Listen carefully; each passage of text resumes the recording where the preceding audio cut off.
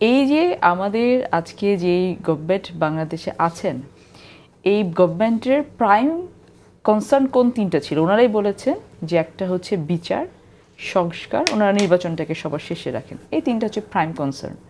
তো এই তিনটা প্রাইম কনসার্নের সাথে কোনোভাবেই কি আপনার এই মানবিক চ্যানেল, করিডোর, আপনাকে জাতিসংঘ যাই বলুক না কেন, আপনাকে আউটার ওয়ার্ল্ড যাই বলুক না কেন, আপনাকে দেখতে হবে আপনার বাংলাদেশের ক্যাপাসিটি এখন এই মুহূর্তে কোনো মানবিক সহযোগিতা দেওয়ার পক্ষে আছে নাকি আগে আমাকে উঠে দাঁড়াতে হবে। সো আমি যে এই যে আমার ইন্টারনাল সিকিউরিটি, এক্সটার্নাল সিকিউরিটি, আমার বাইরের যুদ্ধ, ভেতরের যুদ্ধ, এই আলোচনা করার মতো কোনো সময় কি বর্তমান সরকারের আছে? আমি কেন ওদিকে গেলাম? আমার ফার্স্ট কোয়েশ্চেনটা হচ্ছে এখানে, ওখানে গভর্নমেন্টের যাওয়াই উচিত হয় নাই।